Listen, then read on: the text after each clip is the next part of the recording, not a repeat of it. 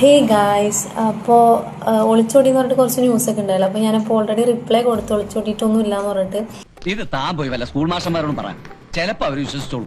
എനിക്ക് ഭയങ്കര നല്ല ബ്യൂട്ടിഫുൾ ആയിട്ടുള്ള ഒരു ഗിഫ്റ്റാണ് തന്നത് ഇന്ന്. മറക്കാൻ പറ്റാത്ത ഒരു ഗിഫ്റ്റ്. എൻ്റെ ഭാര്യ എന്താ ഉറക്കം വരുന്നു. ഇപ്പോൾ റൂമർ നിങ്ങൾക്ക് സത്യം പറഞ്ഞിട്ട് നിങ്ങൾ വീഡിയോ ചെയ്ത ഒരു വിഷയമല്ല. ഏത് റൂട്ടിലേക്കാ വണ്ടി തിരിക്കണേന്ന് എനിക്കിപ്പോ മനസ്സിലായി. എനിക്ക് ആകെ പറയാനുള്ളത്, ഇപ്പോൾ ഞാൻ കേൾക്കുന്ന ഒരു കാര്യമാണ്, ഞാൻ വീഡിയോ കോൾ ചെയ്ത് മോശമായിട്ട് ഇതാക്കിയിട്ടുണ്ട്, അങ്ങനെ ഇങ്ങനെയൊക്കെ പറഞ്ഞിട്ട്. ഇതുവരെയുള്ള അനുഭവം വെച്ചിട്ട് പറയും, ഈ വക കൂതറ കളി കളിക്കാൻ നിനക്കല്ലാതെ മറ്റാർക്കും സാധിക്കും. ഞാൻ അങ്ങനെ വീഡിയോ കോൾ ചെയ്തിട്ടുണ്ട്. ഒരാളൊരു വീഡിയോ കോളിന്റെ ഫോട്ടോയോ എന്തെങ്കിലും ഒന്ന് ഇട്ടെങ്കിൽ നല്ലതായിരിക്കും. കുറച്ച് ഷാജി അങ്ങനല്ലല്ലോ പറഞ്ഞത്. ഷാജി എന്ത് പറഞ്ഞു? ഇന്ന് ഫെബ്രുവരി 16, 2026. കഴിഞ്ഞ വർഷം ഇതേ സമയം എന്റെ നിക്കാഹ് നടന്ന ദിവസമാണിത്. ആൻഡ് ഈ വർഷം ഞാൻ കാണുന്നത് മുൻ ഭർത്താവ് ഒളിച്ചോടി എന്നാണ്. മാന്യതയുടെ മുഖം മൂടി അണിഞ്ഞ ചില ആളുകളാണ് കുറ്റവാളികളെന്ന് ഞങ്ങൾ മനസ്സിലാക്കി. ഇപ്പൊ ഞാൻ പുറത്തേക്ക് ഇറങ്ങിയ ഞാൻ ഒളിച്ചോടി എന്നുള്ള രീതിക്കായി, ഞാൻ പ്രൊമോഷനുമായി ഒളിച്ചോടി എന്നുള്ള രീതിക്കായി. നീ കൂടുതൽ വിശദീകരിച്ച് നാറാൻ നിൽക്കണ്ട.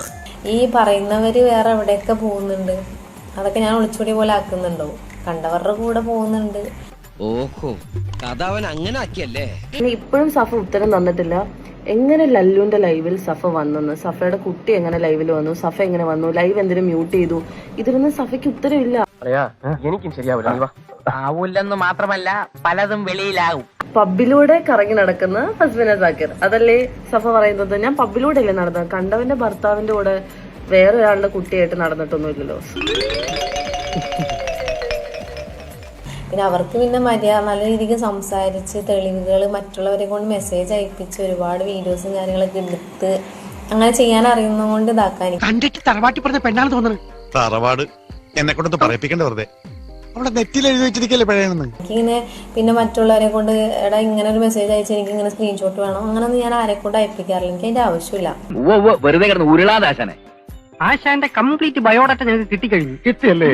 അപ്പൊ എനിക്ക് പറയാനുള്ളത്, ഞാൻ ഇങ്ങനെ ആരുടെ വീഡിയോ കോൾ ചെയ്ത് ഇരുന്നിട്ടൊന്നുമില്ല. എനിക്ക് അതിന്റെ ആവശ്യം വന്നിട്ടില്ല. എനിക്കങ്ങനെ പോണമെന്ന് തോന്നിയിട്ടില്ല. പോണമെങ്കിൽ പണ്ടേ പോയായിരുന്നു. അതേതായാലും നന്നായി.